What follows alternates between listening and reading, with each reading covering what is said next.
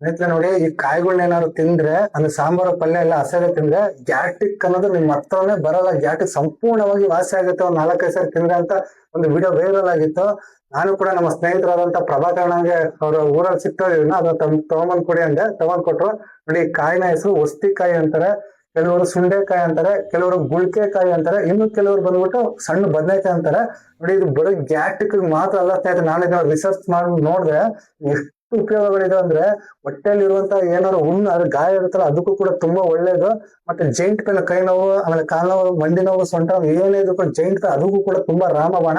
ಮತ್ತು ಕ್ಯಾನ್ಸರ್ ಉತ್ಪತ್ತಿ ಆಗೋ ಕೋಶಗಳನ್ನು ಕೂಡ ಸರ್ವನಾಶ ಮಾಡುತ್ತಂತ ಇದು ಅಷ್ಟು ಒಳ್ಳೇದಂತ, ಅಷ್ಟು ಉಪಯೋಗಗಳು. ನಾನು ಸುಳ್ಳು ಹೇಳಿದ್ರೆ ನೀವು ಬೇಕಾದ್ರೆ ಆನ್ಲೈನ್ ನೋಡಿ ನೋಡಿ ಯೂಟ್ಯೂಬ್ ಅಥವಾ ಗೂಗಲ್ ಚೆಕ್ ಮಾಡಿ ನೋಡಿ. ನಾನು ಕೂಡ ಇವತ್ತು ಹುಣಸೆನ ಕೂಡ ಹುಳಿ ತರ ಮಾಡ್ಕೊಂಡು ತಿಂತಾ ಇದ್ದೀನಿ. ಆರೋಗ್ಯಕ್ಕೆ ಇದು ರಿಸಲ್ಟ್ ಹೆಂಗಿದೆ ಅಂತ ಆಮೇಲೆ ನಿಮ್ಗೆ ಹೇಳ್ತೀನಿ.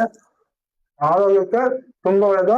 ನಮ್ಮ ಕನ್ನಡದಲ್ಲಿ ಉಸ್ತಿಕಾಯಿ, ಸೊಂಡೆಕಾಯಿ, ಗುಳ್ಕೆಕಾಯಿ ಮತ್ತು ಕೆಲವರು ಬದನೆಕಾಯಿ ಅಂತಾರೆ, ಸಣ್ಣ ಬದನೆಕಾಯಿ ಆರೋಗ್ಯಕ್ಕೆ ತುಂಬಾ ಒಳ್ಳೇದು. ರಾಮ ಬಾಣ ಅಂತ ಗ್ಯಾಸ್ಟ್ರಿಕ್ ನಾನು ಫಸ್ಟ್ ಟೈಮ್ ತಿಂತಾ ಇರೋದು. ಇದು ನೋಡಿ ರಿಸಲ್ಟ್ ಹೆಂಗ್ ಬರುತ್ತೆ ಅಂತ. ನಿಮ್ ಕಡೆ ಇದಕ್ಕೆ ಏನಂತ ಹೇಳ್ತಾರೆ ಹೇಳಿ.